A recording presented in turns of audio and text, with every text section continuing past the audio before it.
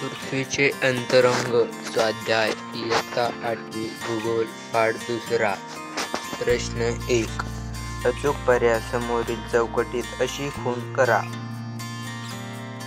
भूकवचाचे हे दोन थर आहेत. 1 बाह्य व अंतर्कवच, 2 खंडीय व महासागरीय कवच, 3 भूपृष्ठीय व महासागरीय कवच, 4 प्रवरण गाभा. उत्तर 2 खंडीय व महासागरीय कवच.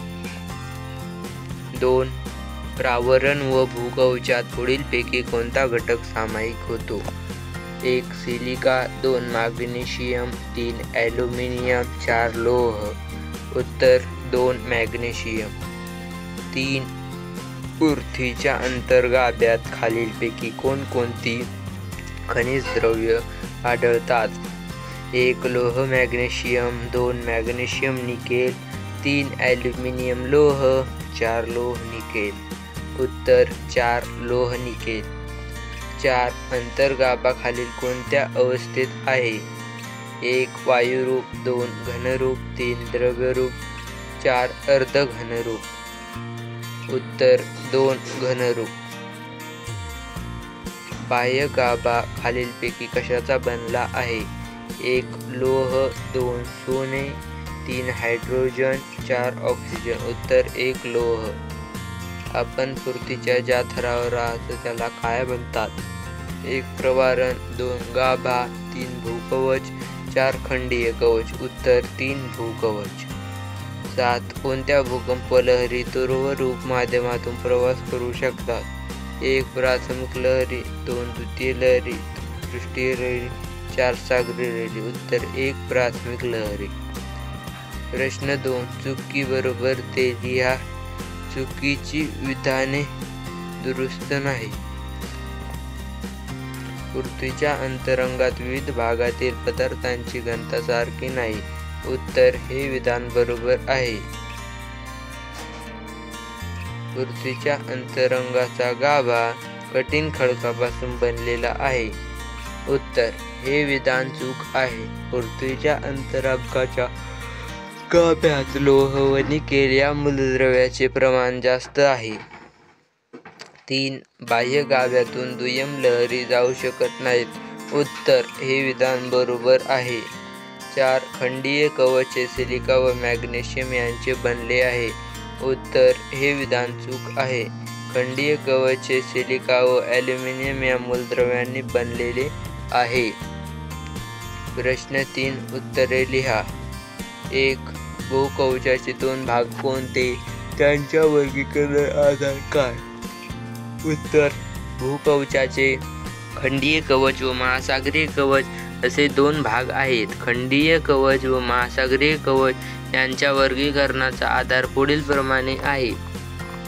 पृथ्वीच्या सर्वात वरचा भाग हा घनरूप असून तो भूकवच म्हणून ओळखला जातो. भूकवचाची जाडी सर्वत्र सारखी नाही. सरासरी जाडी 30 ते 35 किमी मानली जाते.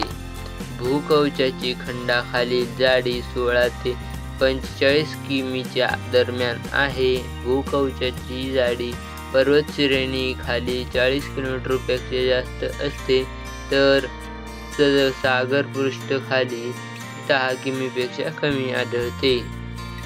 नंतर 2 प्रावरणाला दुर्लभवरण असे म्हणतात. का म्हणतात? उत्तर भूकवचाखाली प्रावरणाचे थर आढळतात. प्रावरणाचे उच्च प्रावरण व भिन्न प्रावरण असे 2 उपविभाग पडतात. उच्च प्रावरण हे जास्त प्रवाही असते. याच भागात शिलारस कोठी आढळते ज्यामधून ज्वालामुखीच्या उद्रेकादरम्यान हा शिलारस पृष्ठीवर येतो. प्रावरणाच्या या भागास दुर्लभवरण असेही म्हणतात. 3 पृथ्वीची चुंबकावरण हा परिवर्तनाचा परिणाम आहे. हे स्पष्ट करा.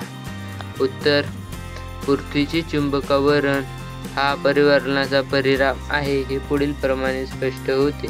बाह्य गाभा व अंतर्गाभा यांच्या तापमानातील फरकामुळे अर्धमुखी प्रवाह तयार होतो. पृथ्वीच्या परिवर्तनामुळे या प्रवाहांना भोवऱ्याप्रमाणे गती प्राप्त होते. या सर्पिल भोवऱ्यामध्ये विविध प्रवाह निर्माण होतात व त्यामुळे चुंबकीय क्षेत्र तयार होते व असाच भूजनित असे म्हटले जाते.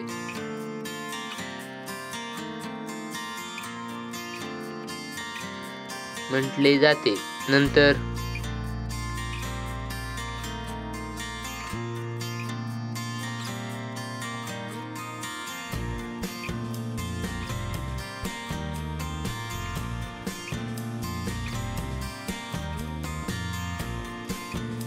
पृथ्वीचे हे चुंबकीय क्षेत्र पृथ्वी ग्रहाच्या बाहेरही बऱ्याच अंतरापर्यंत कार्यरत असते.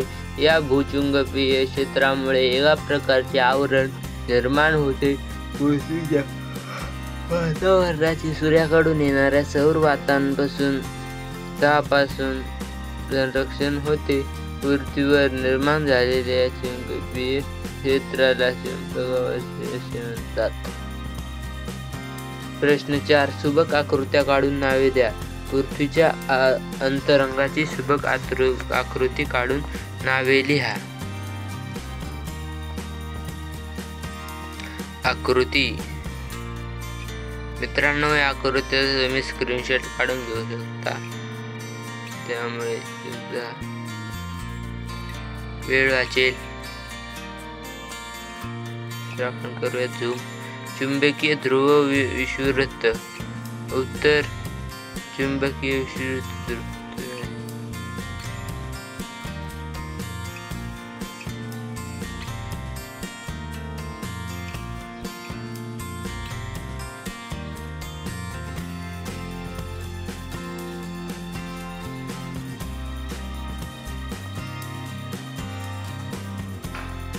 प्रश्न 5. भौगोलिक कारणे लिहा. 1. पृथ्वीच्या अंतरंगात विलगता आढळतात. उत्तर भूकवच, शिलावरण हा प्रावरण त्यांच्या दरम्यान ठरलेला मोह.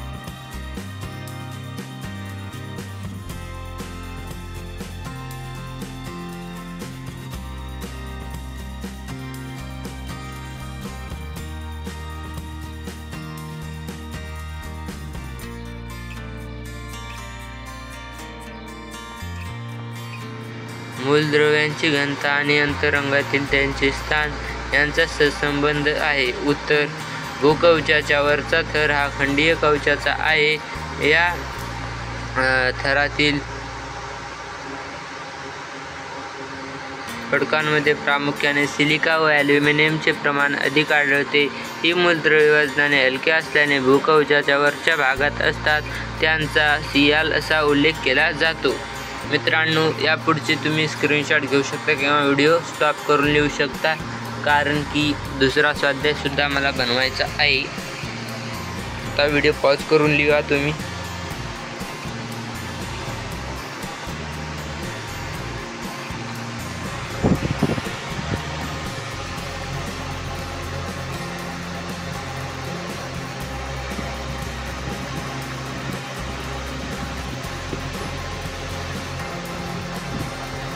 व्हिडिओ पॉज करून लिहू शकता तुम्ही.